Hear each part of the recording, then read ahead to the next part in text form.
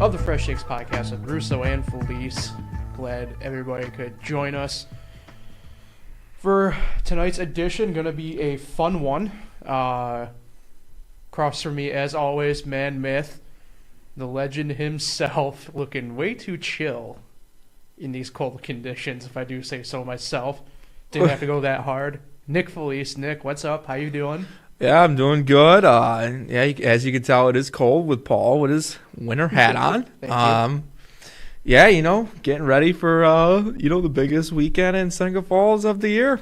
Pretty much, yeah. Yeah, Wonderful Life weekend. This weekend. Is it the biggest weekend? Does Canal Fest beat it?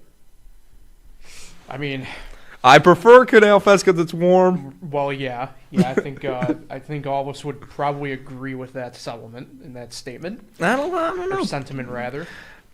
Population-wise, this is the biggest. Oh, for sure.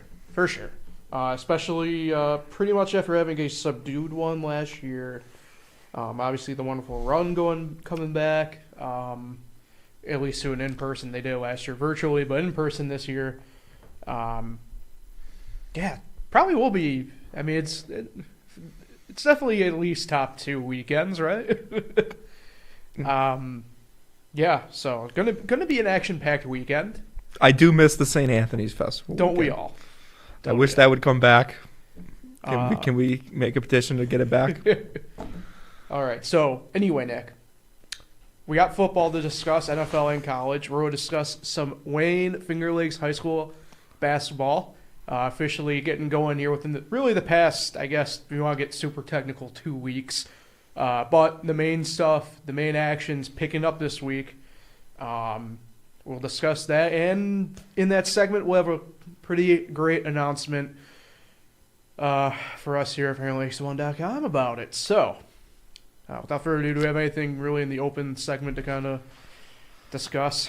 Got nothing? I'm not into the Christmas spirit yet. Are you? Christmas beer? Spirit. Oh. I mean, I'm never really in the Christmas spirit. Christmas has kind of been... Christmas has kind of been what? I mean, I don't know. It's been zapped out of me as a holiday. It's just over, Okay. Fair. Over whatever. It's not Easter. Look, I mean... I don't even care about Easter Easter anymore. I'm a Thanksgiving guy. And look, I mean, Christmas doesn't start in August, people.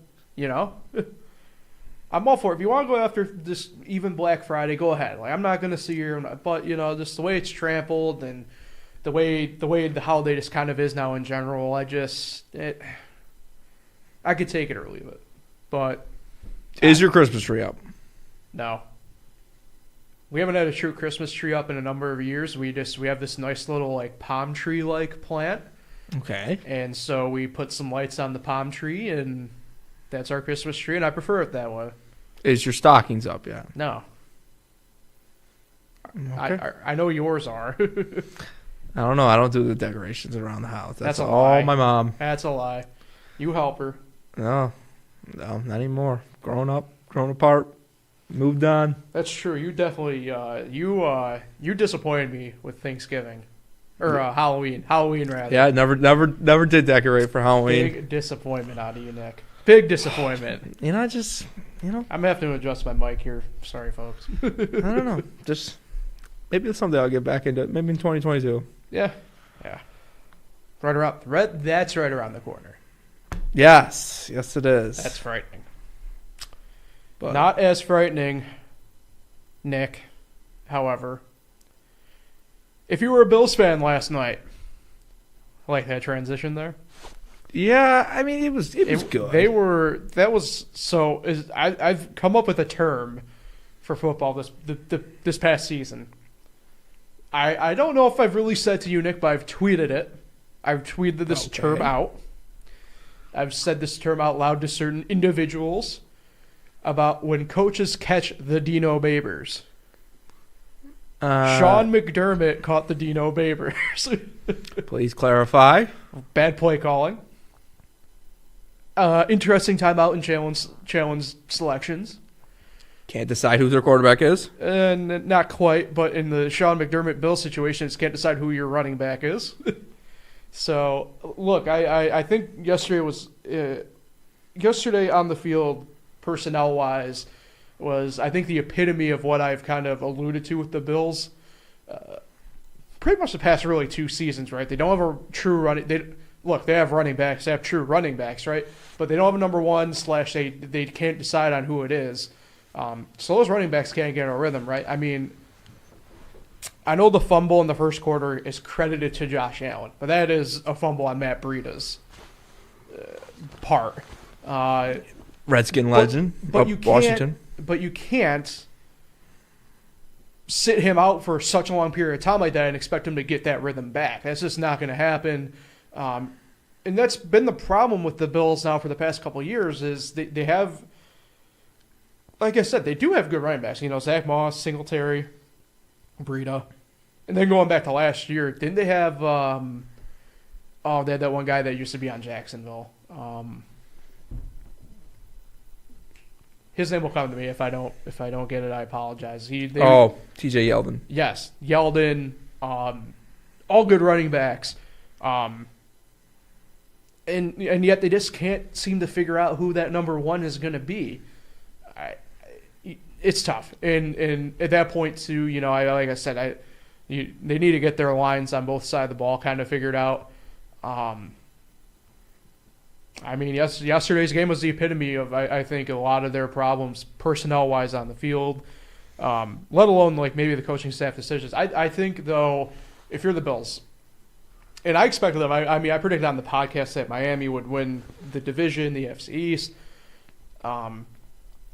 I did figure the Bills would take some sort of step back, maybe not quite like this, but I don't think it's maybe as bad of a thing as people may think. Look, outside of a couple people on defense and really like Stephon Diggs and Cole Beasley on the offense, this is a team that last year it was really their first time in the playoffs, having expectations then put upon you in that sense. And that includes the coaching staff outside of, really a couple people in essence, right? You had Sean McDermott, who's been in runs and situations before with the Panthers. Leslie Frazier has been in the league for a long time, so he just gets it. But this is, I think, ideal if you're the Bills for the long term maybe of this team, in at least the core of this present day team that you have. Josh Allen is still very good. Maybe this is some of the stuff that he needs to take that next step from being very good to elite. He still has moments where he's a bit indecisive and maybe overreacts and overthinks, but I think a lot of stuff yesterday is not on him. Diggs, wideouts, as bad as the wind was blowing, at some points the wideouts had plays that they had to make and they didn't make. And Dawson Knox had arguably the biggest drop of the game. I mean, it would have been obviously momentum changer. It probably was a touchdown. And I think that's another part, too, about yesterday is people kind of forget. I didn't realize it during the game because I was busy doing some write-ups and stuff like that. But Josh Allen, all things considered, in those conditions, still completed 15 of 30 for 145 yards. I mean, he was getting the ball to where it needed to be in certain situations, and Bills just couldn't capitalize the run game. Couldn't get going. Look, I mean, the Patriots came out and played, but that story is more about, in my mind, both teams probably defenses than anything else overall. Really, when you think about it with the Patriots, outside of that first run from Harris rather, for 67 yards, the Bills kind of stuffed them overall offensively. I mean, he had, I think, 111 total yards rushing, and 67 of them came on just one handoff. So, I think if you're the Bills, you have a lot to go back to the drawing board with. You aren't out of it, and we'll touch on that obviously in a little bit. I mean, the playoff picture this week did not get any clearer. Going into this weekend, there's technically 3 teams that can clinch. They're all in the NFC, but really only one can. and that's the Cardinals, is because their record is so much better than everybody else in their division that they are the only team in the NFL that can win and in this weekend. I mean, everybody else, I think the Packers are one. They're a win, but they also need like Minnesota to tie or lose, and then there's also like a Detroit aspect in that game. And I think the Bucs are the other one, the Buccaneers, who do play the Bills. But the Buccaneers are even like a more chaos theory one where it's, they need to win, and then there's literally everybody in their division needs to lose, and then there's teams in the East that need to lose. It's everywhere. Obviously, the AFC just another wild week. I don't know what to make heads or tails of it. Rough week for the New York teams after big wins. Looks like we will be getting Jake Fromm for the Giants this upcoming weekend. Mike Lennon with a concussion. / I think he actually hurt his neck as well in the play, but I could be wrong. But, it doesn't look like Daniel Jones is going to be ready in time for this week. So Jake Fromm with the Giants. And then the Jets, they jetted this weekend. Not a lot to say there. And then, like I said, Nick, I mean, the playoff picture did not get any healthier or any clearer, rather, going into this week. It certainly makes our job more fun in that essence to kind of discuss and look at things in that realm. But at the same token, as fans of teams, being a Washington fan, we're back in the picture. I would prefer a nice, clearer picture of what our path would be, but the path could go a bunch of different ways. Yeah, they're playing a lot better. Just want to say that Bills game. I've never been to an NFL game, but I've been to one like that in Buffalo. But I am so happy I was on my couch instead of at that game. But, the Bills are who we thought they were. Or I should say who I thought they were. I was about to say. The Bills, you had your chance. You had your chance last year, and you lost. And now the Patriots are on top of the division, and they're going to win the division again. And they're going to fight out for a playoff spot. And they got a tough one this week against the Bucs, like you said, and they could lose again. I don't know. I don't know what's going to happen in Buffalo, but the playoff picture is crazy. NFC, you pretty much know who 5 of the 7 teams are. You know who the division winners are going to be. It's going to be the Cardinals, the Bucs, the Packers, and the Cowboys. And then maybe the Rams. You can pretty much guarantee them a wild card spot. But Washington, 6th seed, not just in the playoffs, 2 spots into the playoffs as the number 6 seed. Fair point. So that's going to be crazy. That's going to be chaos, as Paul would say. We love the chaos ball here. We love the sicko ball. So those last 2 spots in the NFC wild card is going to be nuts. It literally could be anybody. Literally anybody. Even the Lions. Big win, by the way, for the Lions. Yeah, at the buzzer to get the win over Minnesota. And obviously, good story with them playing in honor of Oxford as well. So AFC side, I didn't really get to check to see what the AFC playoff picture looks like, but I know it's wacky. I know it's the Ravens losing did not help matters. The Bengals losing did not help matters. Their 7th seed's better than the NFC's 7th seed, isn't it? I mean, is it though? I don't know. I don't know, Paul. I think AFC is either. I won't even say it. I'll say it's either the Chiefs or Bill Belichick.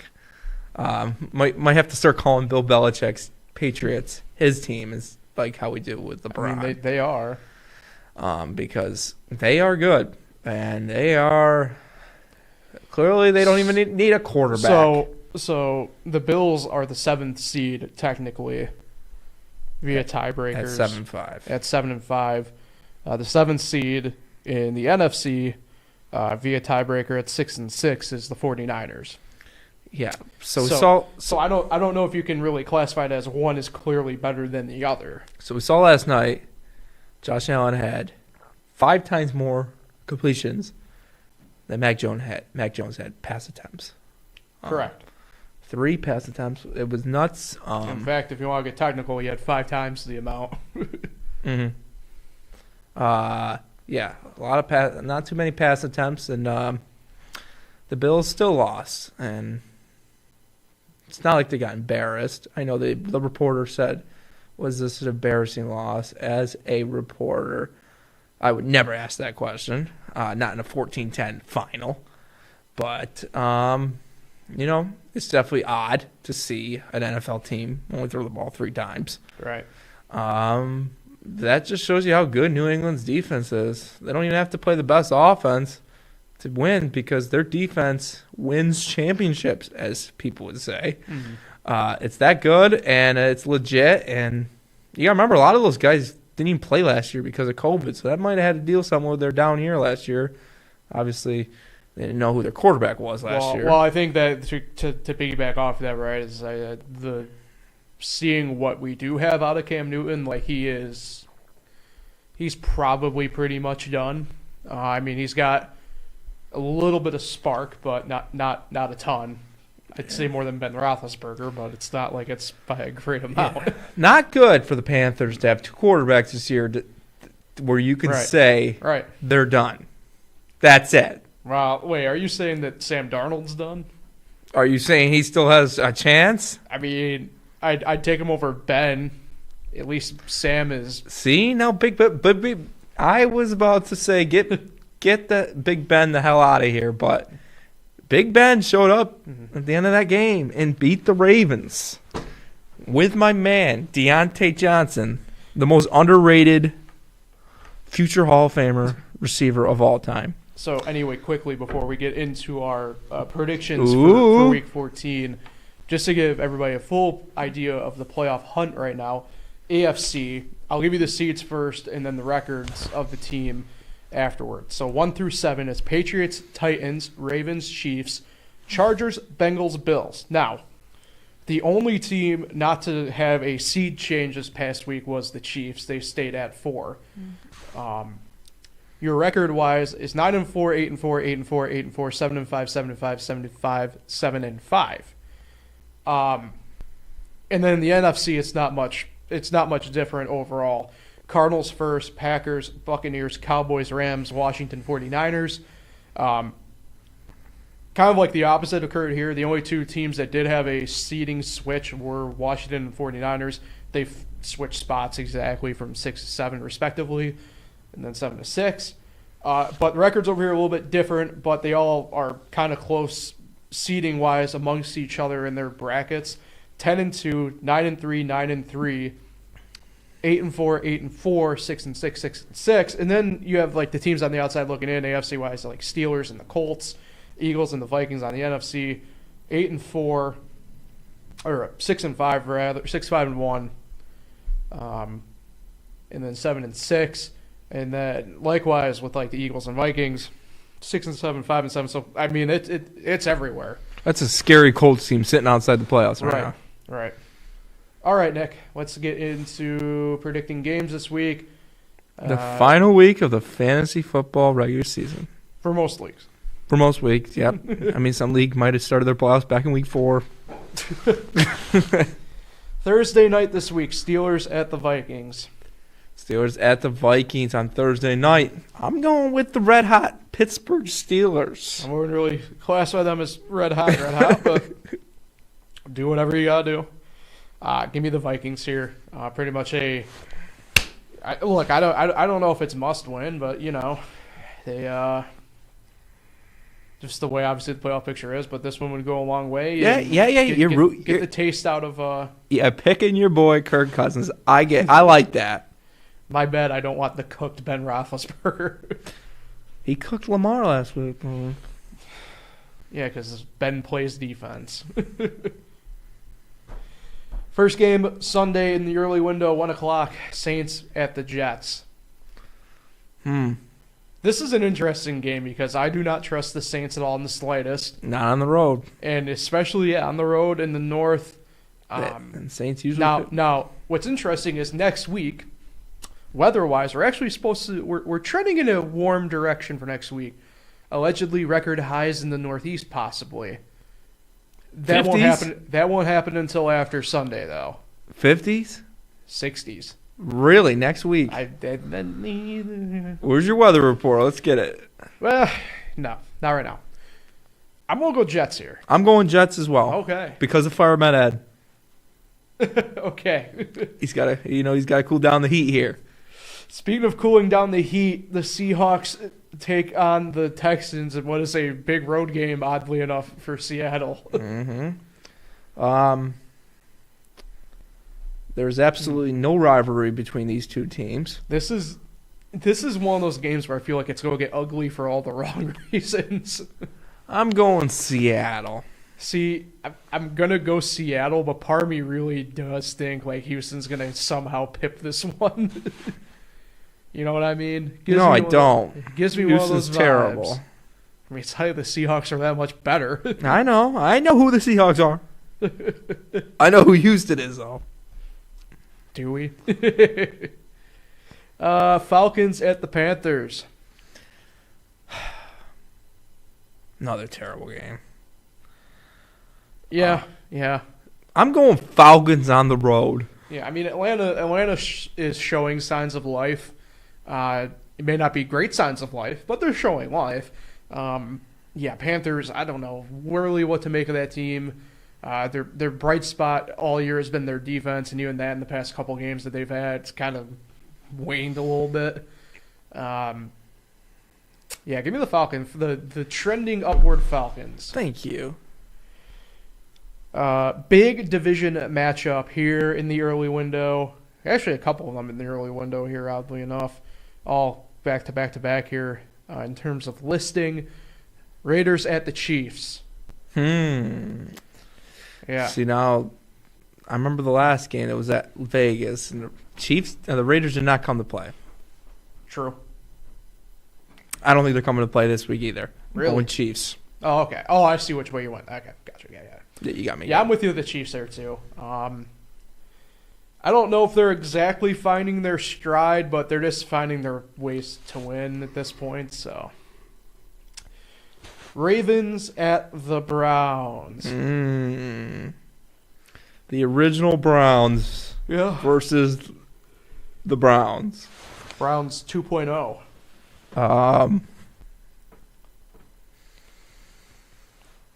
Going Browns in this game. Really? At home. Interesting. But why? I think Lamar Jackson is a great guy. But this is the route we're going. He is the most overrated quarterback in the NFL.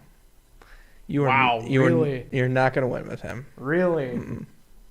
Never will the Baltimore Ravens win a Super Bowl with Lamar Jackson. Not even make it. They won't even make the Super Bowl with Lamar Jackson. He can't throw the ball. I've seen him throw the ball. He can't throw it. What? Oh, this is a lot to take in right now. Okay. Lamar Jackson is the most overrated quarterback in the NFL. Even more overrated than Dak Prescott. Wow. Okay. Yeah, I'll save my overrated quarterback comment for the game when we get to that game then. I'm going Ravens. If Baker Mayfield was fully healthy, it'd probably be a different story to a degree, but he's just not. They don't need him. Whatever you say, Nick. Cowboys at Washington. Cowboys at Washington. I'm going here first, Nick, because who needs your stinking coin? All right. Washington in the upset. Why, Paul? Because you're rolling, biased? We're rolling, baby. Look, Homer Paul's going to be out in full force. All right, look, we're rolling, man. This game, I've not been more excited for a game in a while. They're selling standing room only tickets. We have sold out FedEx Field for this game. Why not us? And plus, the Cowboys, they suck. Cowboys are up for this game. They know if they win this game, they're probably going to win the division. I got the Cowboys. Whatever you say, Chief. Whatever you say. Jaguars at the Titans. Another division battle. I'm telling you, the Titans are terrible without Derrick Henry. Jaguars in the upset. Not so fast, my friend. Ah. Titans may be bad, but they're not as bad as the Jaguars. Titans by 10. In Nashville. It is.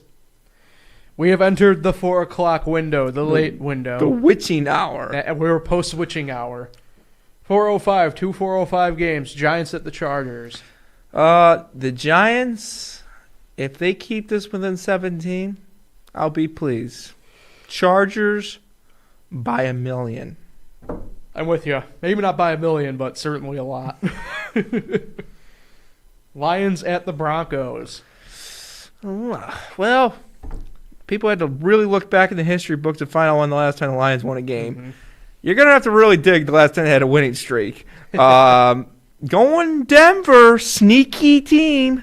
Maybe easy schedule, but I'm going Denver in the Mile High City. I'm going Detroit back-to-back games. Wow. Back-to-back wins. Give me Denver. Give me Dan Campbell and them boys. It's going to be tough. 4:25. 49ers at the Bengals. 49ers are terrible. If they make the playoffs, the NFC is a joke. I'm going Bengals in this game.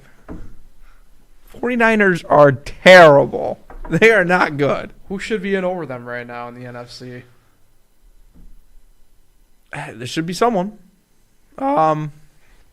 Eagles are better than them. They should be in there. You said someone else, too. I don't disagree with that. I don't know about Carolina. But is New Orleans out? Yes. If they could ever get James Winston back, they would be in over. But Well, unless they NFC unless they have advances in ACL repair technology, well, clearly Seattle's better than them. then the 49ers, Just a prove one-game sample size, sure. I don't know. I'm not high on the Niners at all. Clearly. I mean, I'm not high on them this week. I'm going the Bengals here. I think they're bottom, not bottom 5, but they're bottom 10. Worst team in the NFL. I don't know about that. Anyway, Bills at the Buccaneers. Ooh, Bills at the Buccaneers. I'm sorry, Bills fans. I got to do it to you, but I got to go Tom Brady. I'm not that sorry. I'm going Tom Brady. He's not the GOAT because Eli beat him twice in the Super Bowl, but the Buccaneers win. Is Joe Flacco elite? Joe Flacco is elite. Sunday Night Football. I'm not sure why this game was not flexed out. I mean, I know why it wasn't, but I'm not too sure why it was. What do we got? It was Bears at the Packers. You know, you're not high on the Bears. No. The Bears are better than the Niners. No. Absolutely. No. They are. No. The Bears ain't going to win this game. No, they aren't. Javonte Adams is the best receiver in the game, but Deontay Johnson could catch him.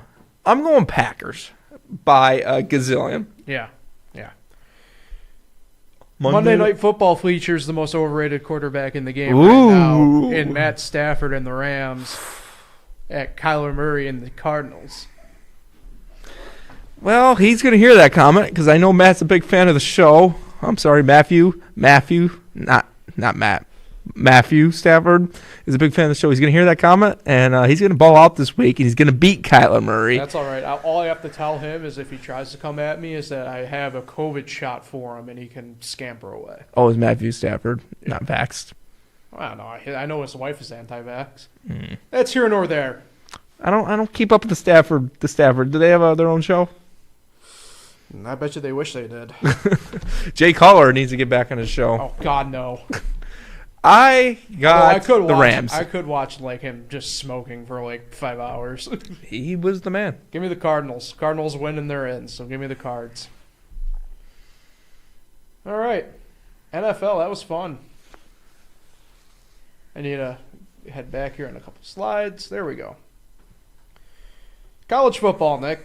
Your agony is almost up for the year. Mm-hmm. We're getting there. It's officially bowl season. Your playoff teams, without ado, number 1 Alabama, number 2 Michigan, number 3 it's Georgia, number 4 Cincinnati, the first group of 5 team to get into the playoff. Your matchups there. Obviously, New Year's 6 bowl games for the semifinals. Alabama technically will be the home team, obviously, against Cincinnati. 3:30 kickoff for the Cotton Bowl. Excuse me. And then later on that night, 7:30 p.m., Michigan will be the de facto home team against Georgia in the Orange Bowl. So I guess really to start off here, we didn't get full-fledged chaos like we had hoped for Notre Dame, Nick, unfortunately. But they still have a decent bowl game. They do have a New Year's Six, the Fiesta Bowl. I honestly thought they would get the Rose Bowl. I think that kind of got wrenched, though, with Utah winning the Pac-12 game over Oregon. So they're going to be playing Oklahoma State in the Fiesta Bowl. Still a good bowl game. And you didn't see that one coming, Utah beating Oregon. No. Well, I figured Utah was going to beat Oregon. Well, I don't know. I expected Oregon to at least put up a fight. What was it, 2 weeks ago they lost? Yeah, I mean, it's just bad. I think as the week went on and you saw the lines, how they got more clear, it was pretty obvious what side, if you were betting, you had to go on. So, yeah, I guess we'll just kind of start right here. We'll work ourselves backwards and then get to wherever. I think the committee got it right for the most part here.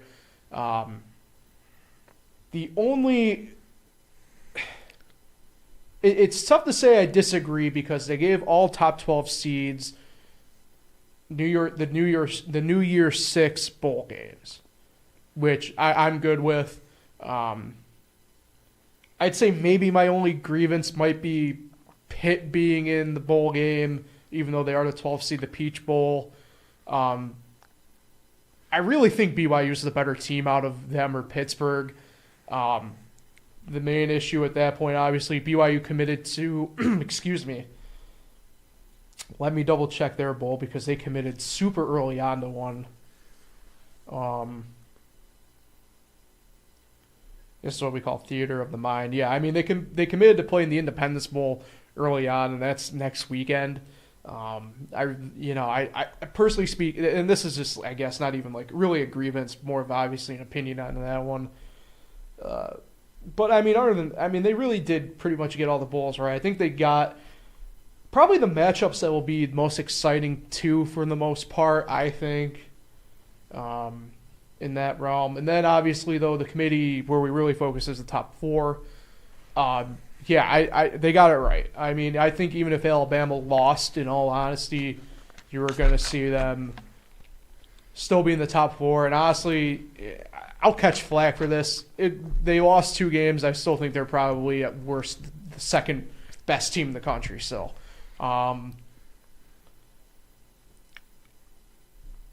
Like I said, I know I'll catch a little bit of heat for saying that, but I don't have a problem with it. I mean, that team's been good all year outside of a couple stumbles, and maybe it's a couple more stumbles than what a Saban-led Alabama team's been used to, but hey, they're still Alabama. I mean, Bryce Young's good. That defense knows just when to hit their stride, right? Obviously, the committee, with their matchups, they're doing their best to at least ensure you're getting it. In all honesty, more than likely Alabama versus Michigan or Alabama versus Georgia. I would love for Cincinnati too. I've been one of the biggest Cincinnati hype men probably going, really. But I mean, in all honesty, it's going to be tough to see them beating Alabama straight They don't up. stand a chance. I mean, I wouldn't say they don't stand a chance, but it's definitely one of those, like meters you see on ESPN, the win percentage thing. It's probably trending in the 92% range for Alabama, 8% for Cincy. It's tough. So yeah, we'll start there. Do you think the committee just got it right? They did. I think if Oklahoma State gets that centimeter more for that final touchdown, I think they're in over Cincinnati. Really? Yes, I do. I think they would have looked at it as a bigger win. But I think Notre Dame. See, I don't mean to interrupt. Well, you do. You did interrupt. Well, I want to probably throw a disclaimer in on this. I don't disagree with you. I do actually probably agree with you that probably would have been the case. My only hesitant is if they were to do that, the backlash that they would get. I think would be so great that it'd be the biggest negative you would have probably going into the semifinal games. Yeah. Notre Dame missed out because they had one last chance. Chaos just didn't happen for them the right way. They had one last chance if Iowa could have beat Michigan. It wasn't even close. And they were almost forced to put Cincinnati in because no two-loss teams ever made the playoff, and the only other option was Notre Dame, and they beat Notre Dame. So it's pretty clear as day that Cincinnati was going to make it. A little surprised. I thought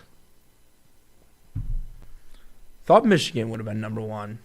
I get they weren't going to do the Alabama-Georgia thing, but I thought Georgia could have fell before. It's tough. I mean, Alabama's been above Michigan all year, so you have had to.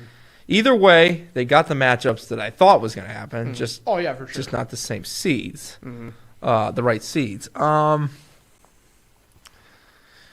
Notre Dame obviously trying to win their first New Year's Six bowl game. Never done it in school history. Got a good chance. Hopefully people play in these bowls. I know a lot of trends. Well, I think part of that has to do with the coaching carousel, and we can touch on that. Yeah, I mean, I know you know how my opinion are of these bowls. I don't get up for them. I don't really care. God, I love Bowl Mania. No, because there's no championship. Are you denying my love for Bowl Mania? I'm not denying your love. I'm denying that I never loved this. I said I love Bowl Mania, and you said no. No. That's my. I mean, roll the tape back. It's just. I'll get right on that. I'll stop the stream. I don't get hyped up for 42 consolation games, but that's here or there. But Cincinnati don't stand a chance. Cincinnati beat Notre Dame. Notre Dame, you can argue this wasn't even Notre Dame, one of their better teams. Defensively, they got stronger at the end. This is actually probably their best defensive team we've probably seen out of them in probably the better part of a decade-ish, give or take. Certainly the Brian Kelly era. It's tough to judge with the schedule they had. Fair enough. But they get killed in that Final Four every single time. And I just can't even imagine. I think this year would have been different. Nick, that defensive unit. Cincinnati doesn't stand a chance in this game. It's going to be like 52-14. Something crazy like that. So they are just going to throw the ball, run the ball all over them. So, the other one, same bet. You want to know why? Because the Big Ten is overrated every single year. I know Michigan's got that great guy on the defense. He's going to be maybe the first pick or whatever. Hutchinson. But he's going to get eaten up like Manti Te'o did. Oh, I don't know about that. And Georgia, it will be Georgia and Alabama win again. I mean, you got to remember Manti Te'o, too, was playing as an undersized pretty much D end. That's my pick. 52-14, Alabama over Cincinnati. We're still weeks away from this. I know. I'm just letting you down now. They finally got their mid-major, and there's a lot of the line for future mid-majors. But it's as a Notre Dame fan and playing Alabama, playing Clemson in these big games, it's not going to be good. So a couple things quickly here. Yeah, you mentioned the players thing. I don't have a problem with it. I mean, just the way the coaching aspect of things go on this side of the game. I know we differ in that, but this year especially does, because most of the players so far that have verbally said they aren't going to play in bowl games have been the Oregon players. Obviously, the whole entire thing with Miami and Cristobal in Oregon it's shady at best. Even the Brian Kelly stuff and the Lincoln Riley stuff in my mind is nowhere close, probably to the stuff that's going on. I mean, when you have to tell reporters at an intro press conference and not ask about what you had to do to hire somebody, probably not a good sign. Yeah. Anyway, I'm with you to a degree. I get it for some players. I just do. I mean, I don't know. I think it just depends on which side. I guess your belief system in terms of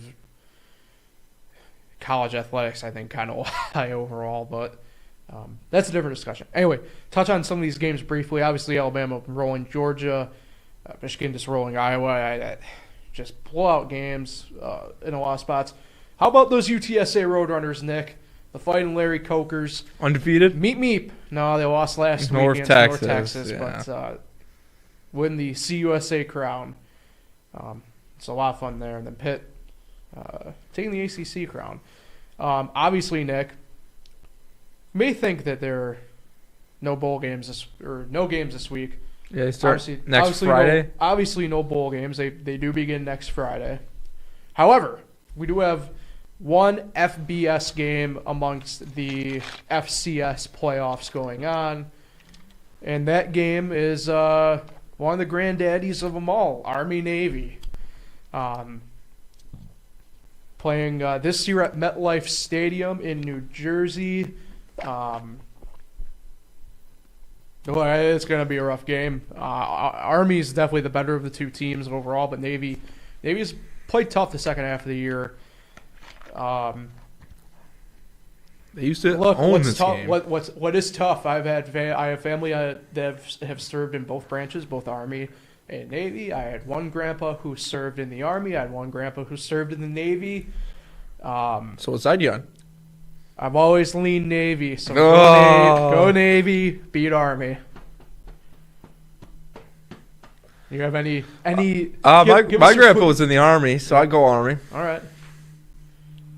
Yeah, it's certainly weird. Obviously, it's one of those really weird games where a lot of people do end up watching it. I think it's because like the family connection of it, right? Oh, it's on Notre Dame's network too. It's on CBS. On CBS, sure. It's always been on CBS for the past few years. I could have sworn it was NBC. But yeah, it's one of those weird games. Not to get too far off here, but I think because of like the family connections, like we kind of said, right? Obviously, it kind of brings out a nice little weird camaraderie in the game that I'm not speaking for you. I think to me personally, I think it's a bucket list game if you're a football fan to go to. And it's the only thing on TV. Well, not quite, because of the FCS playoffs going on. D1 AA for those. Like I said, it's the only thing on TV. You're going to tell me you don't want to watch North Dakota State? I don't want to watch Villanova play football. All right, fair enough. All right. I'll run away in fear. All right, Nick, move on to the last topic. We alluded to it. Wayne Finger Lakes High School basketball back in action, full force this week. Girls got started with a tip-off tournament in Red Jacket. Thanksgiving weekend, now pretty much 2 weekends ago, 10 days ago, whichever really wanted to kind of roll with it. Minders picked up the win in that tournament, featured Minders, Mid-Lakes, Red Jacket, and I believe it was Alexander, if I'm remembering correctly off the top of my head. But it's shaping up to be a fun year, full year for these teams, full year for these kids. They got through what we hope to be ultimately probably the peak of the pandemic. I don't know what the winter's going to be like, but hopefully we get a full season and another fun, full ride. And it's shaping up to be in a couple of these leagues to be a little bit wide open, a nice wide battle to potentially see. I think, in my mind, maybe the league candidates for that would probably be, the Finger Lakes East for the boys, and probably the same for the girls as well in the Finger Lakes East. And I know the Wayne County girls early on, it's shaping up to be an early battle there the way it looks. I know Lions looking to be kind of like the leader of the pack there, and we've had some nice early wins and upsets on Clyde Savannah and East Rochester to, maybe go back to our league course. We'll say not so fast, my friend, on Lions there. So,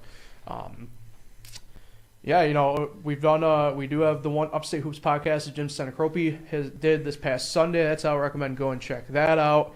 If you haven't, get the full power ranks and stuff like that. Nick, you've been to the gym, I believe, a couple times now for the times covering games. Yep. What are your thoughts about the early season? Because I'm just looking forward to. I'll allude to it in the announcement here in a couple minutes, but I'm looking forward to just having a full season again.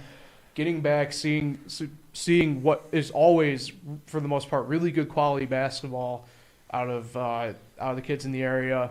And look, Wayne Finger Lake's toughest, in my mind, the toughest divisions really out there going for the most part. I mean, it's wide open.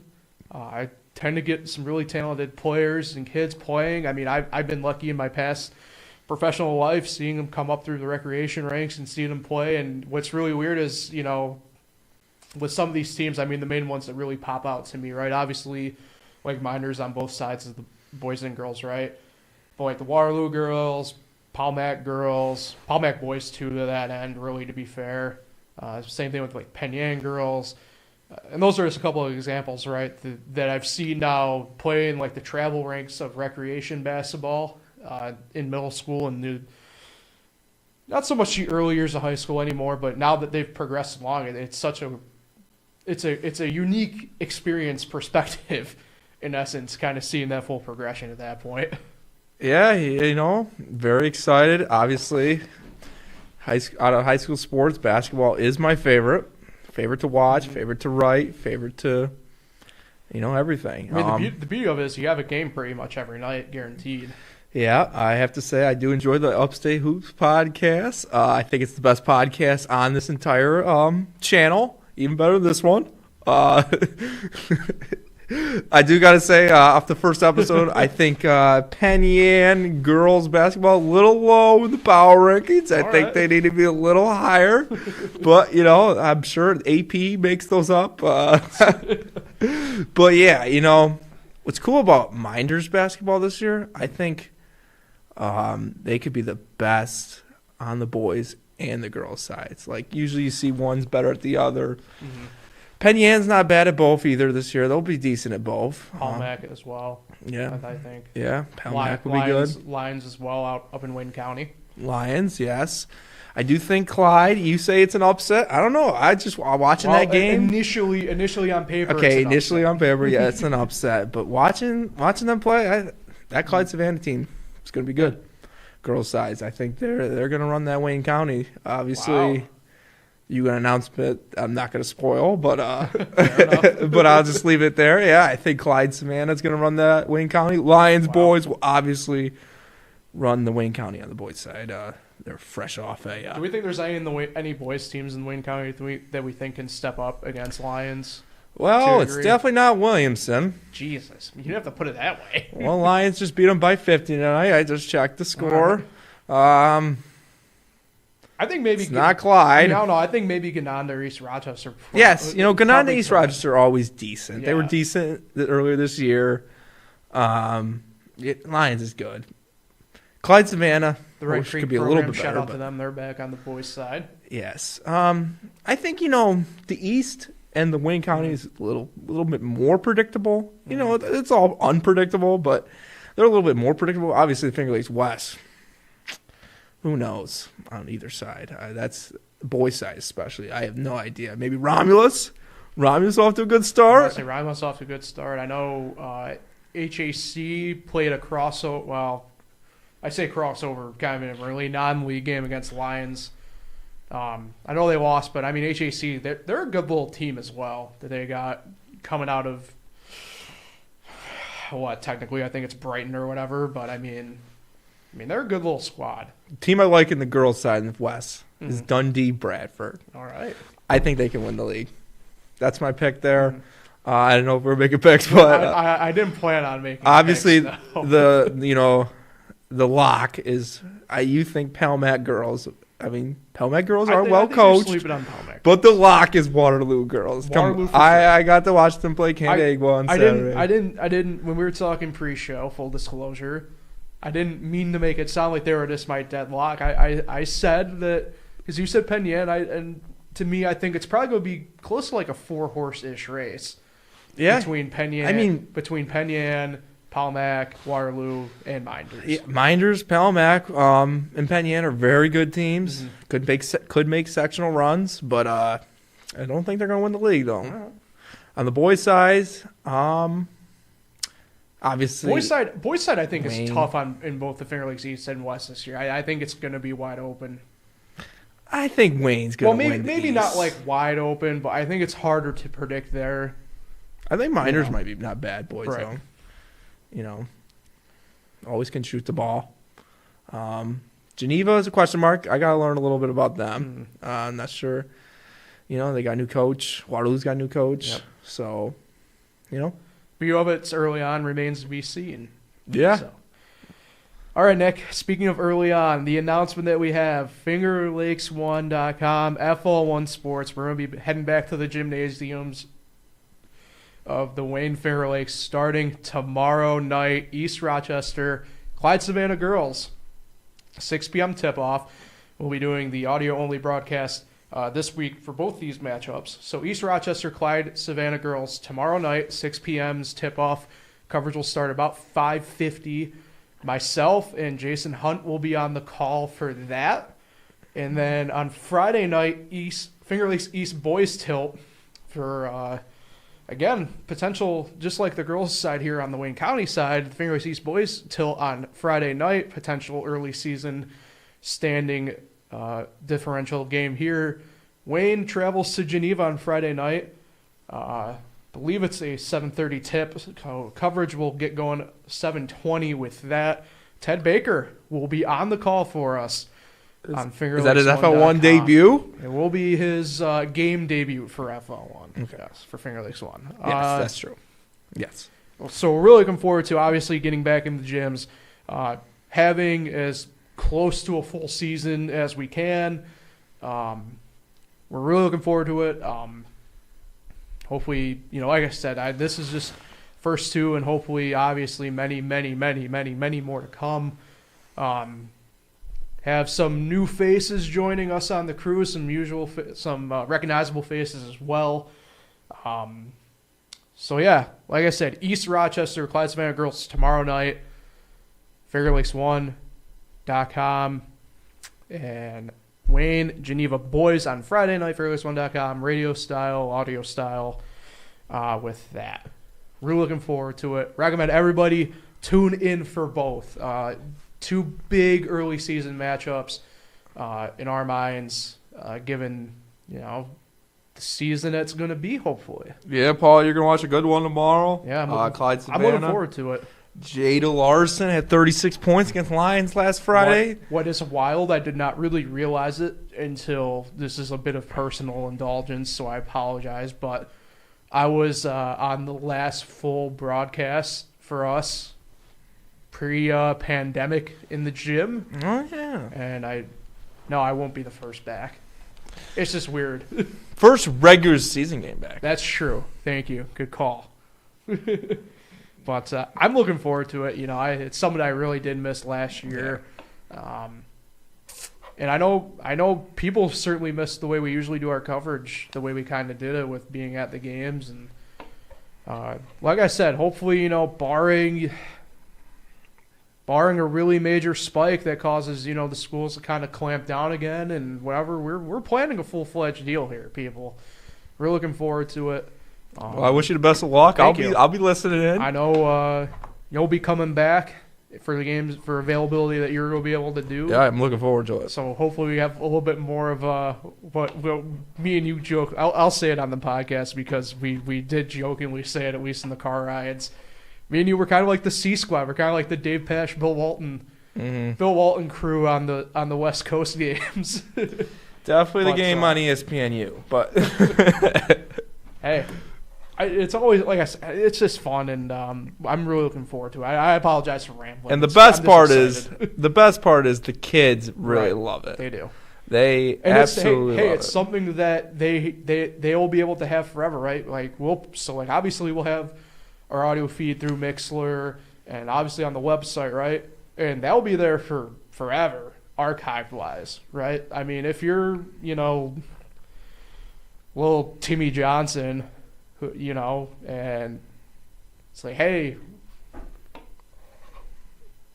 I was on, obviously tomorrow and Friday are audio, but, here's this game where I dropped 30 points. Yep.